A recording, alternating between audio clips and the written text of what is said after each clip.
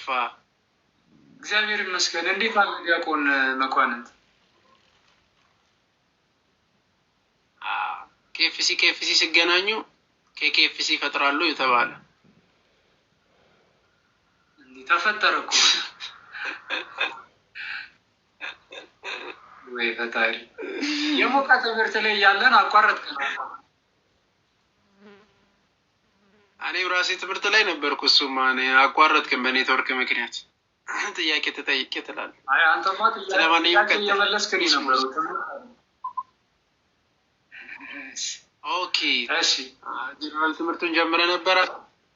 እሺ በቃ ለማንኛውም ባለፈው ከመጽሐፍ ቅዱስ እውነተኝነት ጋር በተያያዘ እየተማማርን ነበረ። እሱን ልቀጥል እና አንተም የተወሰነ ትጨምርበታለህ። ሰው ትንቢቱ የተተነበየበት ዘመንና ትንቢቱ የተፈጸመበት ዘመን በጣም ትልቅ የሆነ ምስክርነት አለው።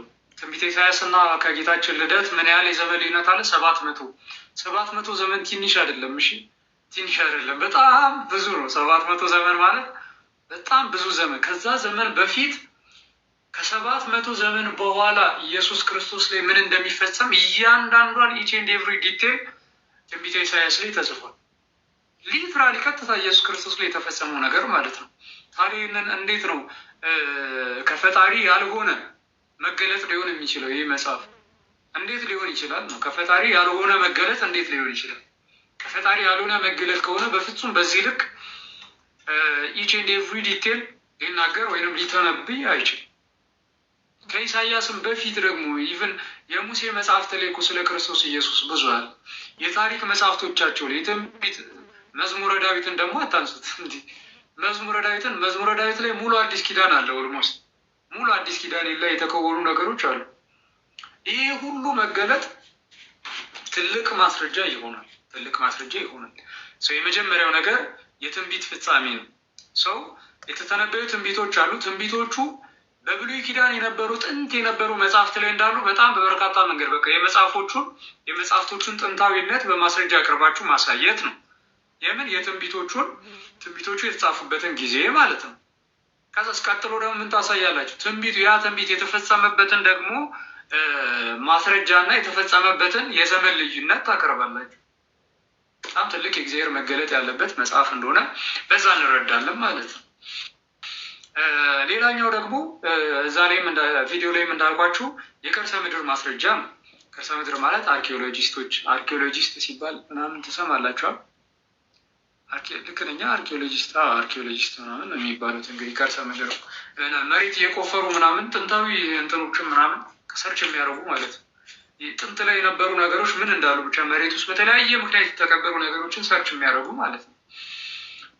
እነርሱ ደግሞ መጽሐፍ ቅዱስ ላይ ያሉትን በጣም በርካታ በብሉይ ኪዳን የተጻፉትን ኩነቶች አረጋግጠዋል እውነት እንደሆኑ። ይህ ቀላል አይደለም። ባይዜ የኤርትራን ባህር ሙሴ ከፈለዋል አይደለ? ተሻገሩበት። ከዛስ መጽሐፍ ቅዱስ ላይ ምን ተጽፏል? ላስታውሳችሁ። ሙሴ በበትር መጥተው ባህር ተከፈለ። እስራኤላውያን የኤርትራን ባህር ተሻግረው አለፉ። ከዛስ ፈርዖንና ሰራዊቱ ወደ ኤርትራ ባህር ገባ። ከዛስ ባህሩ እሱ ላይ ተደፈነ። ይሄ መጽሐፍ ቅዱስ ላይ ተጽፏል። ለአርኪኦሎጂስቶች አሁን በጣም ቆንጆ መንገድ አለ። ይሄው ፈርዖንና ሰራዊቱ ላይ ውሃው ተከደነ ተብሎ ስለዚህ የፈርዖንና የሰራዊቱን እንግዲህ በሰረገላ ላይ ምናምን የነበሩት እርሱን ማስረጃ ማምጣት፣ ከዛ ቀይ ባህር ላይ ሰርች አድርገው ያንን ማግኘት። ገስዋት ተገኘ። ቀይ ባህር ሰርች ሲደረግ ይሄ በጥናት የተረጋገጠ ነገር ነው። ቀይ ባህር ላይ አርኪኦሎጂስቶች ሰርች ሲያደርጉ በጣም በርካታ እጅግ በጣም በርካታ የፈረስ ጋሪ እንትኖች ብረቶች ምናምን ሰረገላ ስብርባሪዎች ምናምን ተገኘ። የብዙ ህዝብ ኮቴዎች ምናምን ተገኘ። ይሄ ግኝት በጣም ሲምፕል ነገር። ይሄ ተገኘ ማለት እኮ የእውነትም ሙሴ የኤርትራን ባህር ለሁለት እንደዚህ እንደ ግርግዳ እንዲህ እንዳቆመው አረጋገጡ እያልን ነው። ይህ ቀላል ነገር ነው እንዴ ጋይስ? ይህ ታዲያ ይሄ የእግዚአብሔር መገለጥ አይደለም ካልከኝ ምን አንተ ምንድን ደህና ነህ እንዴ? ይህ ከባድ ነገር ነው። በእሳት የጠፋችውን የሰዶምና የገሞራ ህዝብ ሰዶም ናት አይ ቲንክ አይደል? በእሳት የጠፋችው ገሞራ ሰዶም በውሃው መሰለኝ፣ ገሞራ በእሳት መሰለኝ። በእሳት ጠፋችውን እንግዲህ በእሳት የጠፋች አንዲት ሀገር ከተማ አለች። ይሄ ምን ላይ ተጽፏል? መጽሐፍ ቅዱስ ላይ እሳት ከሰማይ እየዘነበ ከስር እንደ እንትን እያለ ሙሉ ህዝብ ያጠፋበት አለ። ምን ላይ የተጻፈ? መጽሐፍ ቅዱስ ላይ የተጻፈ። ለአርኪኦሎጂስቶች የሚመች አይነት ጥቆማ ነው። ምን ያደርጋሉ? መሬት እየቆፈሩ እዛ ያቺ ሀገር ላይ ሰርች ያደርጋሉ። ጂኦግራፊካሊ የእስራኤላውያን የአይሁድ ታሪክ አለ። በሰዓቱ ይቺ ሀገር የት እንደነበረ ገሞራ የት ሀገር እንደነበረች ማወቅ በቀላሉ ይቻላል። ስለዚህ ሰርች ማድረግ ነው። ሰርች ሲያደርጉ ገሷት ሙሉ እጅግ በጣም ሰፊ የሆነ ከተማን የሚያህል ስፍራ አመድ የሆነ ስፍራ አገኙ። መጽሐፍ ቅዱስ ላይ ያለው ነገር እውነት ነው ማለት ነው። አርኪኦሎጂስቶች ያረጋግጡ። መጽሐፉ ላይ ለካ ከብዙ ሺህ ዘመን በፊት ተፈጽሟል ተብሎ የተጻፈው ነገር እውነት ነው ማለት ነው። አረጋግጡ። የኢያሪኮ ግንብ 7 ጊዜ ዞረው እንግዲህ መጽሐፍ ቅዱስ ላይ ተጽፏል። 7 ጊዜ ዞረው የኢያሪኮን ግንብ እስራኤላውያን እንዳፈረሱ ይህ ምን ላይ ተጽፏል? መጽሐፍ ቅዱስ ላይ። ኦኬ የፈረሰ የእስራኤል አጥር የኢያሪኮ ግንብ አለ እንዲህ ዙሪያውን የከበበ። ስለዚህ ለመፈለግ በጣም ይመቻል። ሰርች አደረጉ፣ አገኙት። ይህ ታላቅ የሆነ ይሄ የአርኪኦሎጂስቶች እንደነዚህ አይነት ግኝቶች በጣም ትልቅ ማስረጃዎች ናቸው። በጣም ትልቅ ኤቪደንስ እንዳልኳችሁ እኛ አርኪኦሎጂስቶች እኮ ለእኛ አይደለም ማስረጃነታቸው። እኛም አርኪኦሎጂስት ባያገኘው ምናምናለን።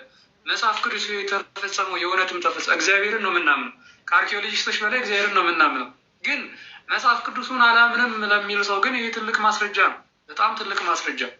በጣም በርካታ በመጽሐፍ ቅዱስ የተጻፉ ኩነቶች በሳይንስ በአርኪኦሎጂስቶች ተረጋግተዋል፣ ሰርች ሲደረጉ ማለት ነው። ስለዚህ የአርኪኦሎጂስቶች ማስረጃ በጣም ትልቅ ማስረጃ ነው። ከዛ በኋላ ደግሞ የሳይንስ ማስረጃ ደግሞ ምን ይለዋል? አርኪኦሎጂ ላይ በጣም ብዙ ያልጨረስኩት በጣም ብዙ ግኝቶች አሉ። በጣም መጽሐፍ ቅዱሱ ላይ የተጻፉ በጣም መዓት ነገሮች የተረጋገጡ አሉ በአርኪኦሎጂስቶች ማለት ነው። እያንዳንዱ ነገር ምናምን ጉግል ላይ እንግዲህ ሰርች አድርጋችሁ ጥናቶቹንም ምናምን ጥናቱን ያጠኑትንም አርኪኦሎጂስቶች ምናምን ማግኘት በደንብ በሽ ነው ትችላላችሁ። እዚህ መጽሐፍ ላይ ደግሞ እንዳልኳችሁ ከነ ማስረጃው ምናምን እያስቀመጠ ጽፏል። ዲያቆን ያረጋል አበጋዝ በጣም በርካታ ነገሮችን ማለት ነው። በጣም ብዙ ነገሮችን አግኝቷል። እነዚህ ቀላል ማስረጃ የለም። የአርኪኦሎጂ ማስረጃ። ሌላኛው ደግሞ የሳይንስ ማስረጃ ነው። የሳይንስ ማስረጃ ምን ማለት ነው? የሳይንስ ማስረጃ ሳይንስ ምርምር ማለት ነው።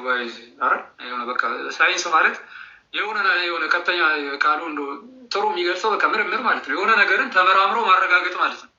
የሳይንስ ስራው ምንድን ነው? የሆነ ነገር ተመራምሮ ማረጋገጥ። የመጽሐፉ ስም ሳይንስና ሃይማኖት ይባላል። ዲያቆን ያረጋል አበጋዝ ነው የጻፈው። ሳይንስና ሃይማኖት በዲያቆን ያረጋል አበጋዝ።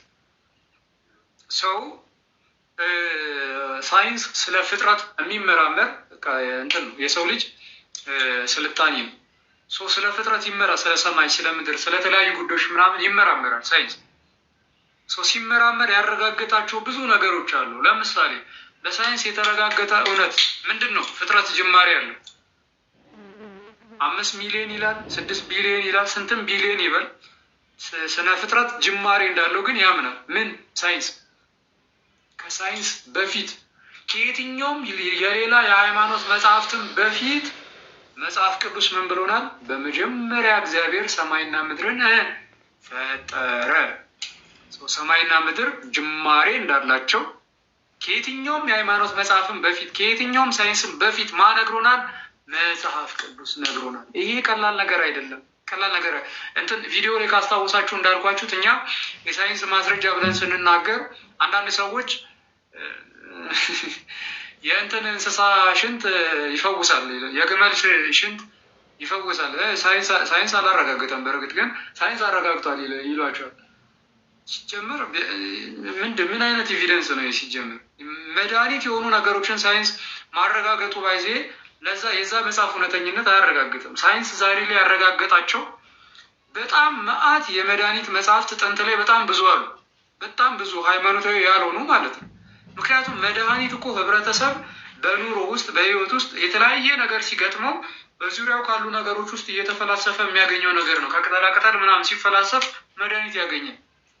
ከዛ እርግጠኛ ይሄ ነገር መድኃኒት ነው ብሎ ምናምን መጽሐፉ ላይ ጽፏል። ከሆነ ታይም በኋላ ሳይንስ ይመራመር የምርም መድኃኒት ይሆናል። ከዛ ያንን መጽሐፍ ይዘን የፈጣሪ ቃል ነው ይህ ማስረጃ ይሆን የሆነን መድኃኒት ማረጋገጡ። አረ አንዳንዱማ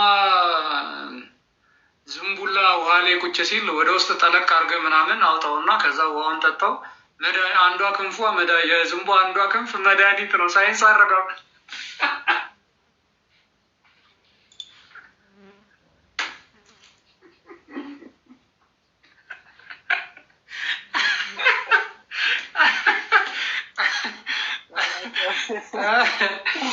ወይ ፈጣሪ እንዴ! እና ሙድ መያዝ ነው እንዴ? ሙድ ትይዛለህ እንዴ?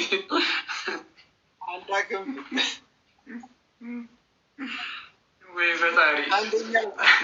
እኛ እንደዚህ አንቀልድም። ክርስትና ላይ እንደዚህ አይነት ቀልድ ይሄ ቀልድ ነው። ባይዚ ችግር የለም። እንደ እውነትም ሊሆን ይችላል። በእርግጥ ግን እውነትም ሊሆን ይችላል እኮ በእርግጥ ግን ያን ያለ የሚያስገርም ነገር አይደለም። በጣም ተራ ነገር። አሁን እኔ ያልኩት እሺ ተራ ነገር ነው። ፍጥረት ጅማሬ እንዳለው ማወቅ ሳይንስ ለምሳሌ በምርምር አውቋል አይደል? ያለ ምርምር ሰው እንዲሁ በተፈጥሮ ምንም ሃይማኖት ወይም ሳይንሳዊ ነገር ሳይኖር እንዲሁ አገናዝቦ ሊያውቀው በፍጹም አይችልም። በፍጹም ሊቻል አይችልም። በጣም እኮ በርካታ ፈላስፎች አሉ ምድር ጅማሬ የላትም የሚሉ። ጅማሬ የላትም ሲጀምር ከዘላለሙ ያለች ናት የምትል ማለት ነው። ሰው ይሄ ሮንግ ነው። እግዚአብሔር ግን በመገለጡ እግዚአብሔር ግን በመጽሐፉ ፍጥረት ጅማሬ እንዳለው ተናግሯል። እሺ እንቀጥል። ሳይንስ ፀሐይን መረመረ፣ ሰማይን መረመረ፣ ምድርን መረመረ። ከዛ ምን አረጋገጠ? እነዚህ ሁሉ ነገሮች እየሞቱ የሚሄዱ ናቸው እና የሆነ ሰዓት ላይ ማብቂያ አላቸው። በቃ ሁሉም ነገር ሰማይም ምድርም ፍጻሜ አላቸው። ይሄ በሳይንስ የተረጋገጠ እውነት ነው። ገሷት መጽሐፍ ቅዱስ ከሳይንስ ብዙ ሺህ ዘመን በፊት ተናግሯል። መጽሐፍ ቅዱስ ሰማይና ምድር ፍጻሜ እንዳላቸው፣ ሰማይና ምድር እንደሚጠፉ፣ ሰማይና ምድር ማለቂያ እንዳላቸው መጽሐፍ። ይሄ ቀላል ነገር ነው እንደኛ ይሄ ከዝንብ ተው፣ እውነት ከዝንብ አይሻልም? ይሄኛው ማስረጃ ሰማይና ምድር ፍጻሜ እንዳለው መጽሐፍ ቅዱስ ተናግሯል። ይሄ ቀላል ተራ ነው። እንዴት ነው አንተ ሳይንስ እሺ በምርምር ልክ አወቀ። ኖርማል ሰው ከፈጣሪ መገለጥ የሌለው ሳይንሳዊ ምርምርም ያላረገ ሰው እንዲሁ አይተ ሰማይና ምድርን አይተ ፀሐይን አይተ ፍጻሜ አላት ልትል ትችላል? በቃ ይቺ ፀሐይ የሆነ ሰዓት ላይ ትጠፋለች ልትል ትችላል? እንዴት እንግዲህ ከተወለድክ ጀምሮ እስክትሞት ድረስ እለት እለት ፀሐይ ትወጣለች። ልዩነት የላትም። አወጣቷ አንድ ነው። በምስራቅ ወጣ በምዕራብ ትገባለች። ሰማይና ምድርም ምንም እንግዲህ ስታየው ከተወለድክ ጀምሮ መሬትም መሬት ነው፣ ሰማይም ሰማይ ነው። አንድ አይነት ነገር እያየ አድርገህ የሆነ ሰዓት ላይ ፍጻሜ ያለው ብለህ እንዴት ልገምት እራሱ እንዴት ትችላለህ? ሳይንስ ይህንን ተመራምሮ ነው ያወቀው፣ ገምቶ አይደለም።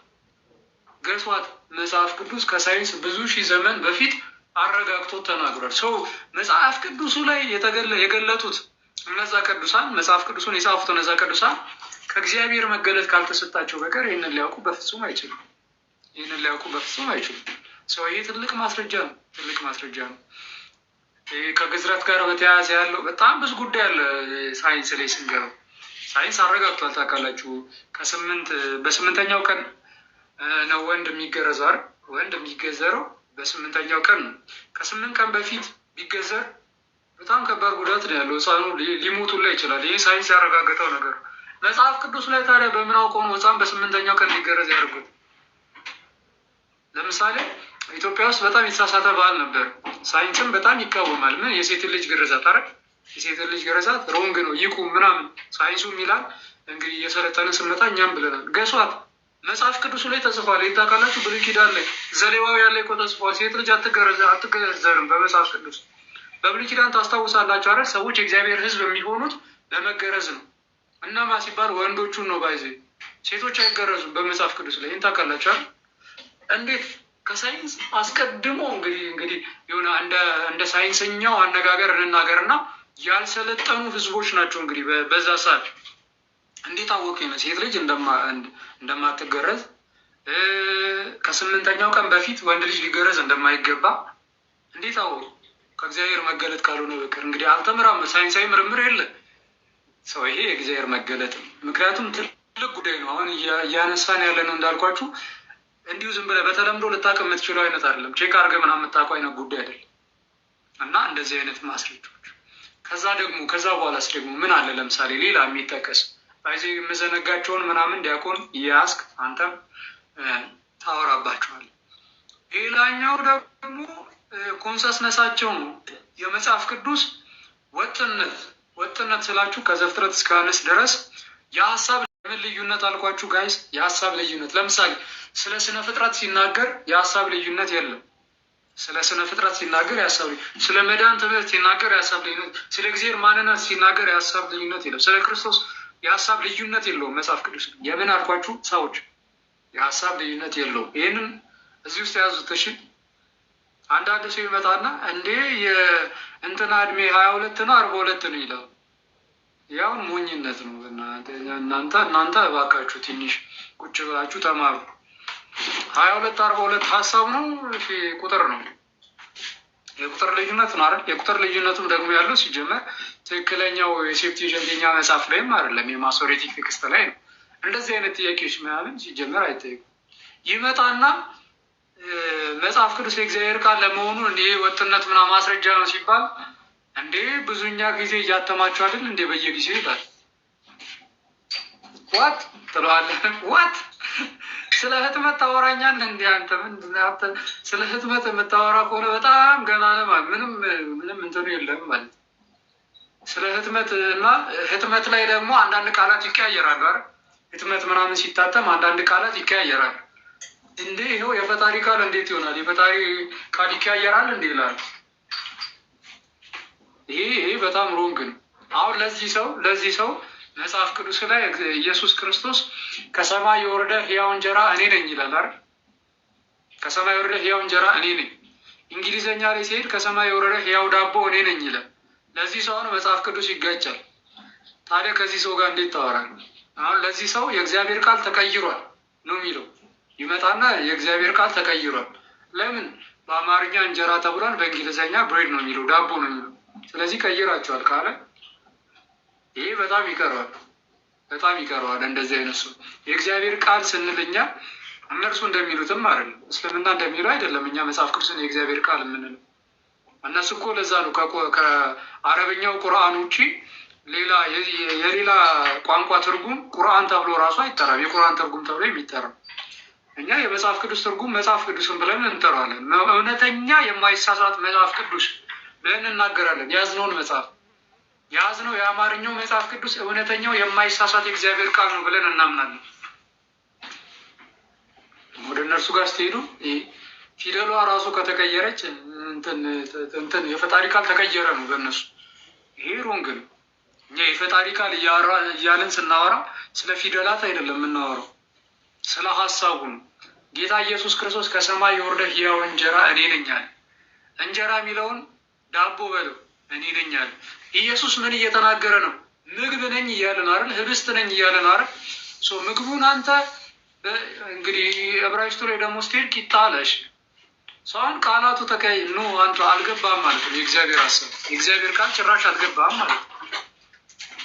የእግዚአብሔር ቃል ጭራሽ አልገባም ምን ማለት እንደሆነ ማለት ነው።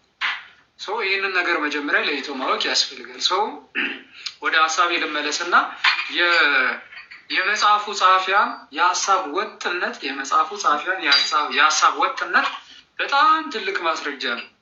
ለምን እንዳልኳችሁ ከ40 በላይ ቅዱሳን የጻፉት እያዙልኝ እንግዲህ አንደኛ ከ40 በላይ ቅዱሳን የጻፉት፣ ሁለተኛ በ1600 ዘመን ልዩነት ውስጥ ነው የተጻፉት ከብዙ ሺህ ዘመናት ልዩነት በኋላ ምናምን፣ ሶስተኛ የተለያየ አይነት የእውቀት ደረጃ ያላቸው ሰዎች ነው የጻፉት። የተለያየ አይነት የእውቀት ደረጃ እዛ ላይ እንዳልኳችሁ በቃ ይሄ በዘመኑ የማንበብ ምናምን እውቀት ያላቸው ምናምን የሚባሉት በጣት የሚቆጠሩ ናቸው። አብዛኞቹ የከብት እረኛ፣ አሳ አጥማጅ ምናምን ነው የጻፉት። ልሂቃን የሚባሉት በጣም ጥቂት በጣት የሚቆጠሩ ከስንቶቹ አልኳችሁ? ከ40 ምናምኖቹ አንደኛ ከ40 በላይ ናቸው። ሁለተኛ 1600 ዘመን የዘመን ልዩነት አለ። ሶስተኛ የእውቀት ልዩነት አለ። አራተኛ እንግዲህ የአንድ አካባቢ ሰው የአንድ ዘመድ ልጆች ምናምን አይደሉም። እንግዲህ የአንድ እናትና አባት ልጆች አይደሉም። በርካታ በመካከላቸው የዘመን ልዩነት አለ፣ የፋሚሊ ልዩነት አለ ምናምን እነዚህ ጽፎት ግን ወጥ ሀሳብ ወጥ ሀሳብ ያውም ደግሞ በተራ ጉዳዮች ላይ አይደለም፣ በጣም ትልልቅ በሚባሉ ጉዳዮች ላይ ወጥ ሀሳብ ነው ያለ።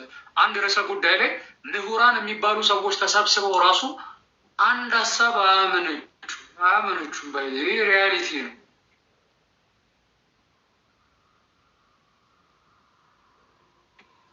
በሰው ልጅ እውቀት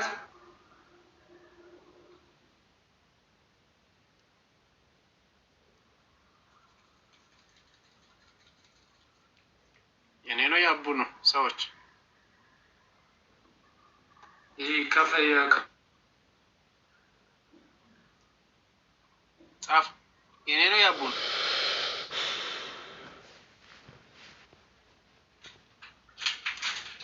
ተመልሻለሁ።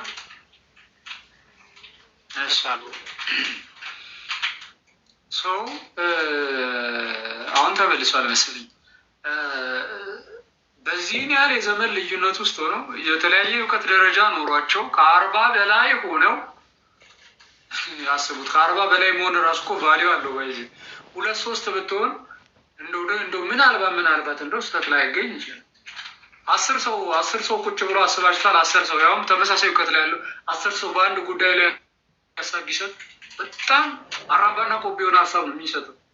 ከ40 በላይ ሆነው የተለያየ አይነት የእውቀት ደረጃ ላይ ነው ሆነው አብዛኞቹ ትልቅ እውቀት አላቸው የሚባሉ አይነት ተመራማሪ ፈላስፋ ሆነው የሚባሉ አይነት ሳይሆኑ ግን ወጥ የሆነ መጽሐፍ ከዘፍጥረት እስከ ዮሐንስ ራዕይ ያውም ሰንሰለቱን ይዞ የሚቀጥል ከስነ ፍጥረት ጀምሮ በሰው ልጅ ታሪክ ውስጥ ምን እንደተፈጠረ ታሪኩን ሰንሰለቱን ይዞ አሁን ላይ ያለብንበት ዘመን ላይ ለተፈጠሩ እያንዳንዱ ጉዳዮች ምክንያቱም በደንብ የሚያስረዳ ከመጽሐፍ ቅዱስ ውጭ የለም። አሁን ላይ ዓለም እዚህ ሁኔታ ላይ እንዴት እንደደረሰች በምን መልኩ እንደደረሰች አሁን ላይ ያለው የድነት መንገድ ምን እንደሆነ ምን እንደተፈጠረ የሰው ልጅ ላይ በስርዓት ከዘፍጥረት ጀምሮ የሚያብራራ መጽሐፍ ቅዱስ። ከዚህም በኋላ ደግሞ መጨረሻ ላይ ምን እንደሚፈጠር እንዴት እንደሚፈጠር እያንዳንዱን ከስነ ፍጥረት እስከ ማብቂያው እስከ ፍጻሜው ማለት ነው።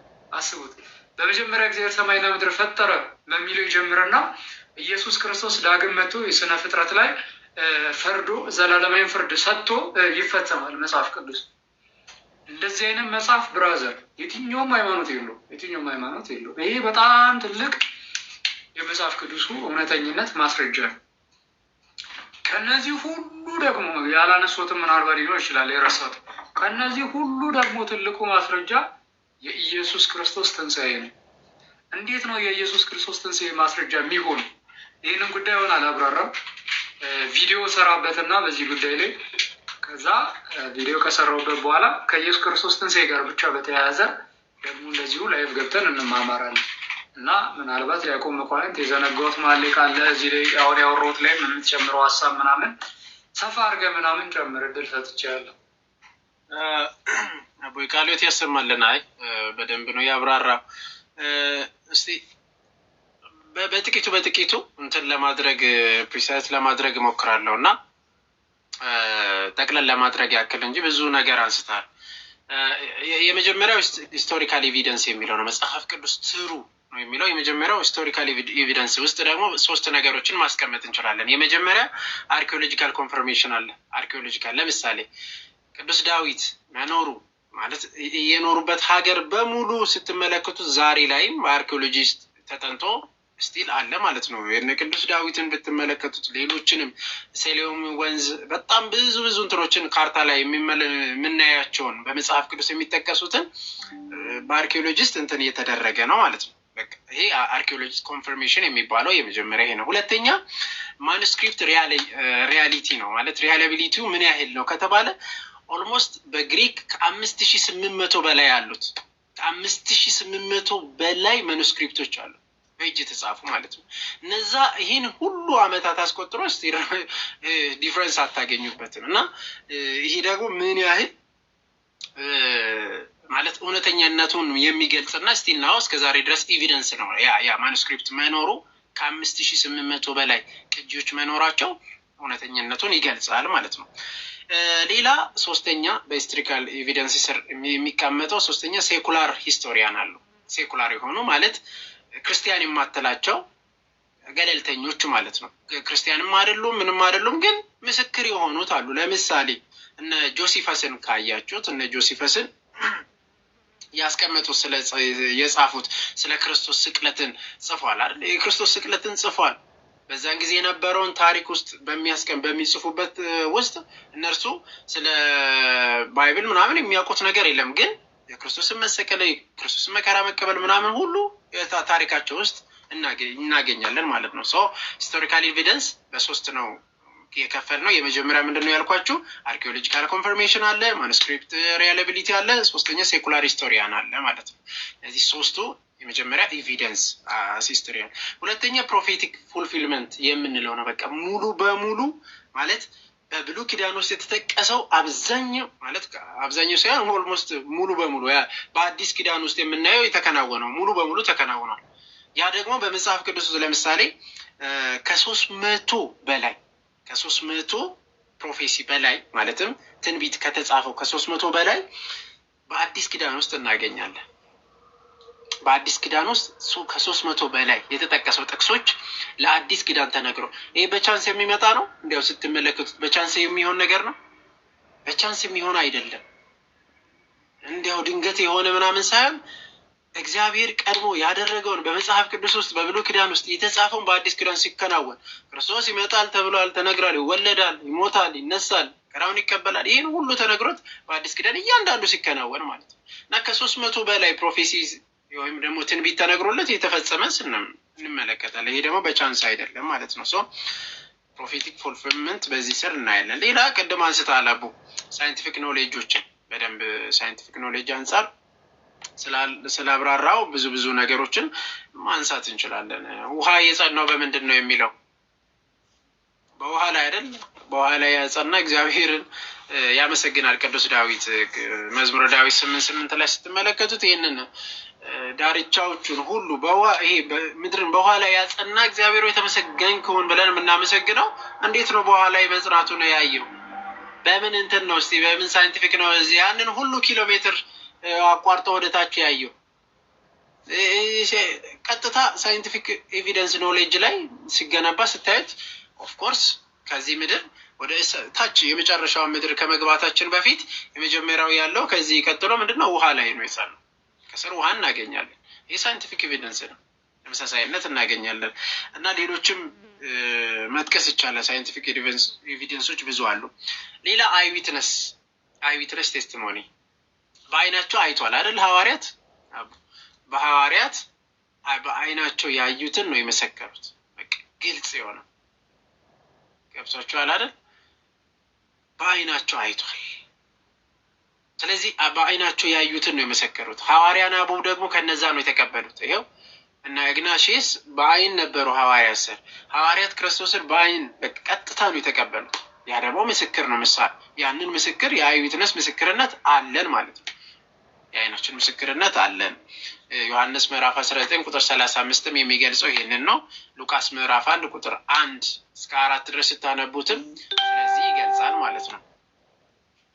ሌላ ሰማዕታት ናቸው ምስክሮቻችን። ሰማዕታት አያችሁ፣ ሰማዕታት ምን ያህል ነፍሳቸውን ሰጡ ለክርስቶስ። ምን ስላገኙ ነው? በቃ እንዲያው ዝም ብሎ እንትን አይደለም። ለህይወት እውነት ለሆነው ለክርስቶስ ሰማዕታት ይኸው ዛሬ ቅዱስ ጊዮርጊስ እናከብራለን። ይኸው ሰማዕትነትን ተቀበለ። በየትኛውም ዓለም ብትሄዱ ቅዱስ ጊዮርጊስን ታገኛላችሁ። በነገራቸው በየትኛውም ዓለም ላይ ማለት ነው የሚታወቅ በፕሮቴስታንት ደረጃ እነ ሉተራን ጨምሮ ያከብራሉ። ኢቭን አንዳንድ ከእስልምናም ጭምር ተብሎ የሚነገርለት ነው በነገራችን ላይ ቅዱስ ጊዮርጊስ እና ግን ስትመለከቱት ሰማዕታት ይኸው ስለ ክርስቶስ ደማቸውን አፈሰሱ ስለሚያምኑት ነገር። ይሄ ምስክራችን ነው። ያ ደማቸው ለእኛ ምስክራችን። ምን ያህል እውነተኛ ላይ ቆሙና ላመኑበት እስከ ሞት ድረስ ለተሰጣቸው እስከ ሞት ድረስ መታመናቸውን የምንመለከት። ስለዚህ ያ እውነት ያደርጋል። በቃ ያንን ለእውነት መጽሐፍ ነው፣ ለመጽሐፍ ቅዱስ ሞቷል። ለእውነተኛይቱ ምስክር ሆኖ ያንን አስተላልፏል። ስለዚህ ያ ምስክራችን ሊሆን ይችላል ማለት ነው። እነዚህ መጥቀስ ይቻላል። ያው ሌላኛው ያው የተለያዩ ጽሁፎችን ስንመለከት ከ40 በላይ ጽሁፎች ስለ መጽሐፍ ቅዱስ የሚገልጹ ልናገኝ ከዛ በላይ ማለት ነው ብዙ ገለልተኛ የሆነ መጽሐፍቶችን ልናገኝ እንችላለን። which is ወይ ተቋረጠ ላይቭ ምናምን ሊያልቅ 3 ደቂቃ አለው ምናምን ጥያቄውን መልስ ይለኛል። ጥያቄ ግን የለም። እንግዲህ ምን ልመልስ? ያንተን ጥያቄ ወይ ጠይቀኝና ያመጣላል። እንደዚህ የለም አላመጣም እስካሁን። እንዲህ ሊያልቅ እኮ ነው እንትኑ ደቂቃው ሊያልቅ ሲያልቅ ይመስለኛል። ደቂቃው ሲያልቅ በቃ ሲቀጥል ጨነቀኝ እኮ። እሺ ቀጥል። እስቲ ጠብቅ ብዬ አስባለሁ እንግዲህ። እና ሌላኛው መጽሐፍ ቅዱስ ውስጥ በነገራችን ላይ የምናገኘው ሞራል እንደ ፊሎሶፊካል ትሩዝ አለ። በቃ በፊሎሶፊም ስትሄዱት በሞራል ደረጃም ስትሄዱት መጽሐፍ ቅዱስ ውስጥ በእውነተኛነት የተቀመጠ ነው። እንደ ሌላ ስለ ዝሙት የሚያወራ አይደለም። እንደ ሌላ ስለ እንትን የሚያወራ አይደለም። መጽሐፍ ቅዱስ እውነተኛነቱ ፊሎሶፊካል እንደ ሞራል ትሩዝ አለው። በመጽሐፍ ቅዱስ ውስጥ ይሄንን ታገኛላችሁ። በሌላ ውስጥ ላታገኙ ትችላላችሁ። ስለ 72 ሴት ሊያወራ ይችላል አባቴ ገነት ውስጥ ብሎ ስለ እንትን ልታገኝ ትችላለህ። ሌላም ልታገኝ ትችላለህ። ግደል ልል ይችላል። ክርስቲያኖችን ባገኛችሁበት ቦታ ጨፍጭፍ የሚል ታገኛለህ። ይሄ በክርስቲያን ዘንድ ግን ይሄ የለም። መጽሐፍ ቅዱስ ሞራል ትሩዝ አለው ማለት ነው። ራሱን የቻለ ሞራል ትሩዝ አለው፣ ፊሎሶፊካል ትሩዝ አለው። ስለዚህ እውነተኛነቱ ከዛ አንጻርም ልናይ እንችላለን። እና በዚህ ያክል ደግሞ ከ3000 በላይ ተተርጉሟል በመጽሐፍ ቅዱስ። በነገራችን ያለ ነው። ይሄ ምን ያህል መጽሐፍ ቅዱስ ሰርቫይቭ እንዳደረገና ኢንፍሉዌንስ ምን ያህል እንዳለው በዓለማችን ላይ የታወቀ። ለምን ቃሉ ተናግሯል። በዓለም ሁሉ ይሰበካል ማ አለ ክርስቶስ። ይሄንን ተናገረ።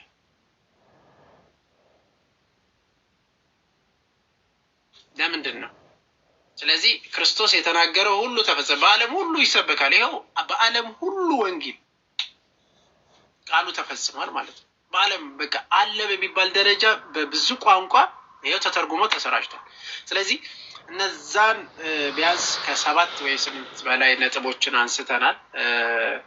አቡም ያነሳዋል። እንግዲህ ቃል ሕይወት ያሰማልን። አንድ ጥያቄ ተጠይቋል በዚህ አጋጣሚ አቡዬ፣ ለምንድን ነው ዓለም ሁሉ ክርስቶስ ያልተቀበለው? ለመቀበልስ የእሱ እርዳታ አያስፈልግም ወይ? አሁን ከዛ በፊት እኔ የሰዎች እርዳታ ያስፈልገኛል። 50 ሰከንድ ነው ይቀረኝ።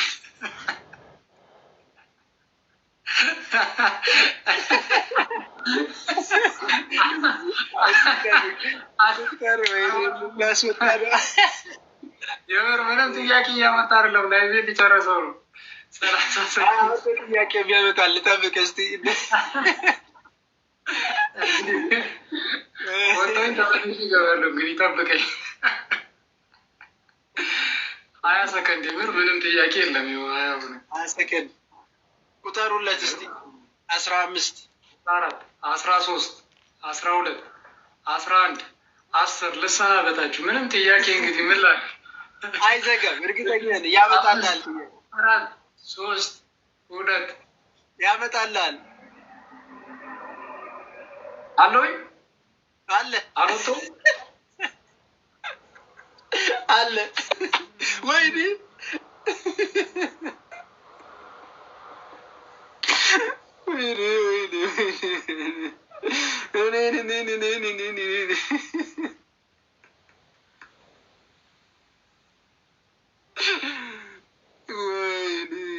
ያስወጣው ያሳዝናል። ምንም ሳመጣለት ላይቭ ይዘጋል። ሪፖርት ይሁን በእናታችሁ። ወይኔ ወይኔ ቆጥሮ ወጣ።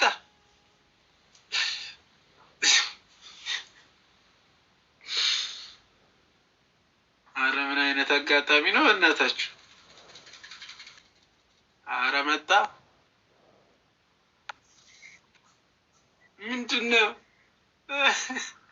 እየነገርኩህ ወጥቶኛ እንዲህ እያልክ አመንከው? አለ አለ ብዬ እኮ ነው አለ እያልኩ በቃ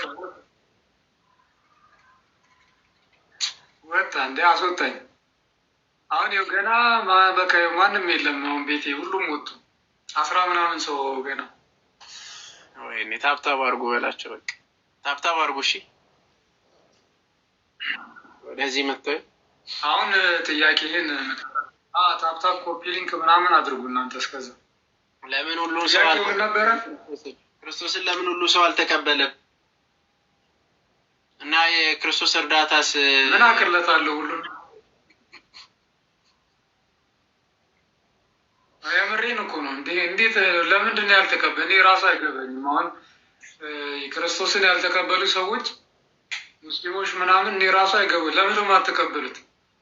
ብቸኛ የዘላለም ህይወት ማግኛ መንገድ ነው እየተባለ አይቀበሉም። እና የኔም ጥያቄ ነው። እሺ እኔ አሁን እንዴት ለመልስ? እኔ እንግዲህ ከተቀበሉት ጥያቄ ብላልተቀበሉት ነው። እሺ የክርስቶስ እርዳታው አያስፈልግም ወይ? የመቀበል የእርሱ እርዳታ አያስፈልግም ወይ? አዎ ካልቪኒስት ነገር ነው መሰለኝ። እንግዲህ እኛ ኢሬዚስተብል ግሬስን አንቀበልም። ያው እንደምታውቁት ኢሬዚስተብል ግሬስን አንቀበልም። አንኮንዲሽናል ኢሌክሽን ኢሬዚስተብል ግሬስ ምናምን እቺ ሙድ እዛው ፕሮቴስታንት ጋር ያለች ነው። በክርስትና እንደዛ ብሎ ነገር የለም።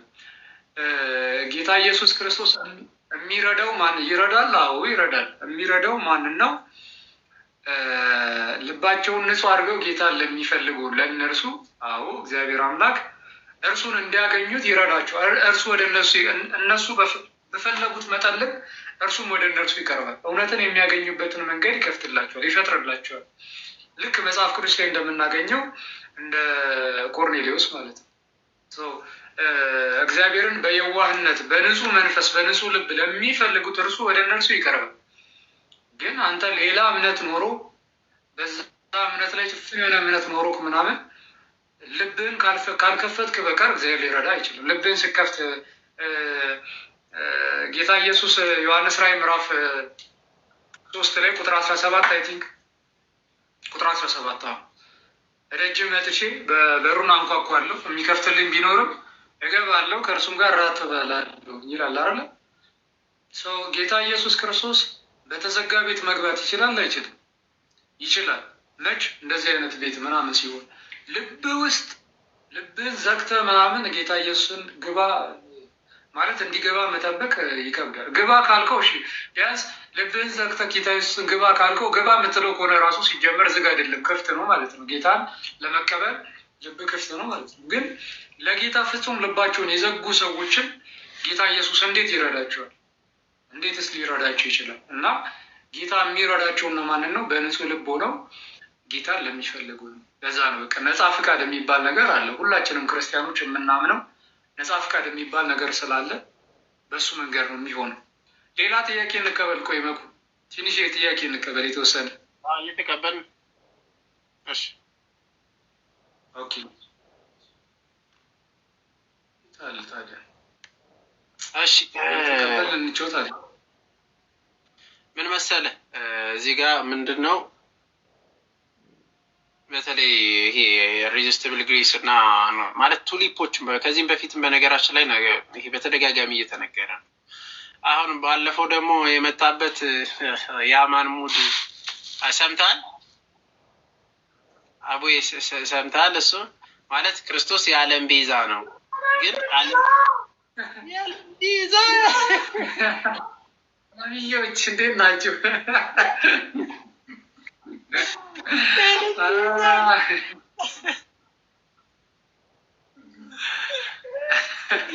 የት ናችሁ? እንዴት ናችሁ? አሁን ደግሞ በቅርብ ከብት መጥቶ ምንድነው ዓለም ሲባል ልብራራ ይገባል የዓለም ቤዛ እንላለን አላለ? አዎ እንዴ ይላሉ። ለሰው ሁሉም እኮ ይላሉ። ለሰው ሁሉ ሲሉ ግን ለተመረጠው ሰው ሁሉ ለማለት ነው። ለተመረጠው ሰው ሁሉ ነው የሚሞተው። ስለዚህ ለሰው ሁሉ ይላል።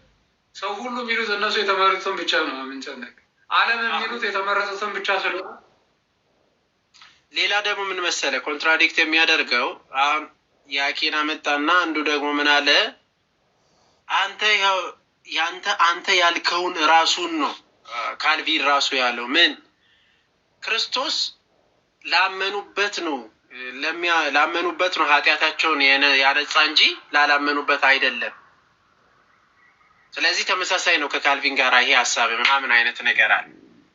ተረዳ? የምሩን አይደለም ሰምቻለሁ።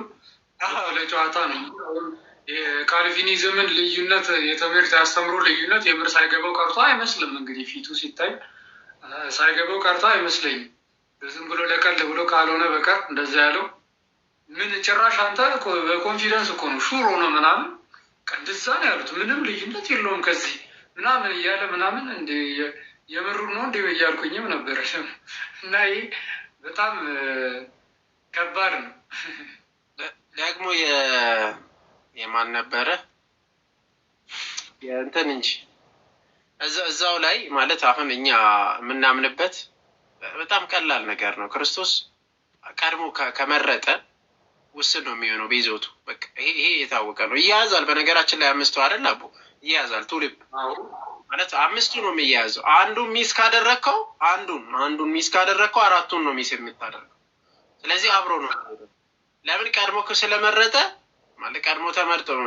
ቀድሞ ሙሉ በሙሉ ስለሞትክ ካልመረጠ በስተቀር ልትድን አልትችልም። ስለዚህ መረጠ። ከመረጠ ደግሞ ለመረጡት መጥቶ መሞት አለበት። ከሞተ ደግሞ ጸጋውን ግዴታ ለሞተለት ሰው ግዴታ መቀበል አለበት። ከተቀበለ ደግሞ ድነቱን ማጣት የለበት። በቃ ይያዛል።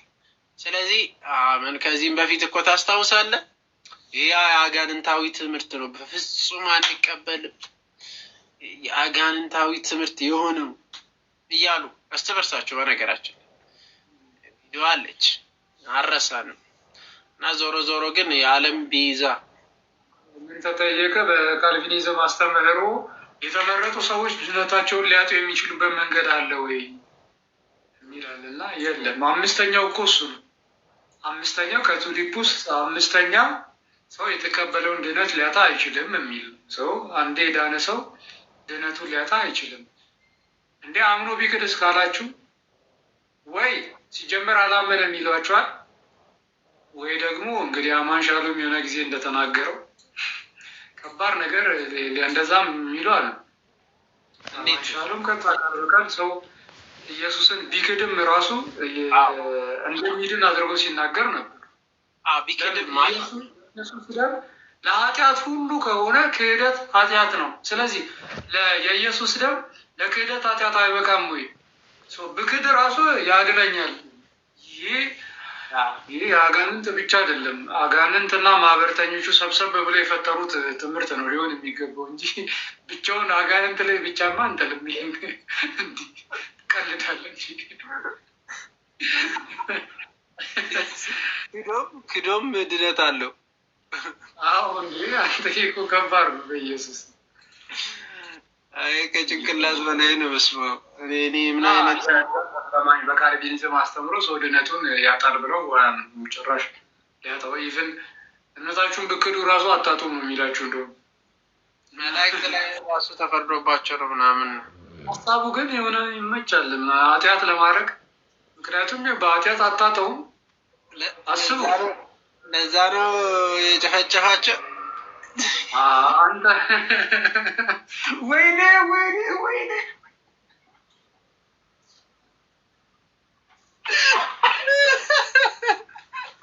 አንተ ኧረ አይባልም በኢየሱስ ኧረ በኳን አንተ አይባልም በጌታ እኔ አላልኩም።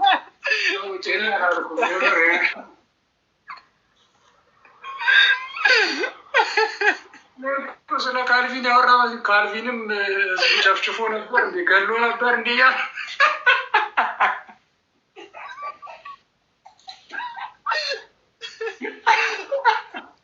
ኧረ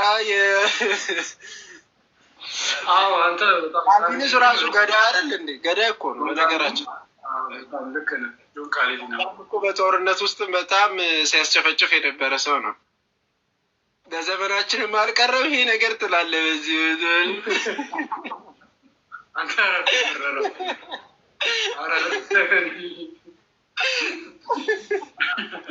ጌታ ሆይ ጂሰስ ነኝ ብያለሁ። አሁን እስቲ አይ ብቻ የተሳሳተ ፍጹም አጋንንት የሆነ ትምህርት ነው እንደዛ ብሎ ማመን እና በጣም ለኃጢአት ደግሞ የሚያመቻች እንትን ነው ትምህርት ነው። ትምህርት በውጩ ዓለም ሰምተን የማናውቀው አይነት ኃጢአት ራሱ የሚሰሩት በቃ እንደዚህ አይነት ትምህርቶች ስላሉ ሰው በቃ ድነቱን በኃጢአት ድነትን አታጣውም ካልከኝ እኔ ኃጢአት ለመስራት እንዴት ልፈራ እችላለሁ? ምን ያስፈራኛል? ኃጢአት ላለመስራት ለምን እፈራለሁ? እንዲህ ምንም ደስ እያለኝ ነው የምሰራው። ለምን ትንሽ እንዶ እግዚአብሔርን አስከፋዩን ብዬ ምናምን ትንሽ ውስጥ ያዝናል። በጣም የምፈልገው ከሆነ ግን ያው እሰራለሁ ማለት ነው። ለምን ድህነቴን አያሳጣኝም ዞሮ ዞሮ። አይ እግዚአብሔር ግን ከኃጢአቴን በላይ ይወደኛል ስልና ቅጣት እንደሌለው ስለምታ ይሄ በጣም ከባድ ወደ ኃጢአት የሚመራ ሰዎችን ወደ ኃጢአት የሚነዳ የዲያብሎስ ትምህርት ሆን ብሎ ዲያብሎስ የፈጠረው ትምህርት ሆን ብሎ እዚህ ጋር ስማኝ ሙስሊሞች እየተሰበከላቸው ለምንድን ነው የማይቀበሉት? ስለተወሰነባቸው ነው እኮ ይሆናል እንግዲህ ተቀድሮባቸው ይሆናል።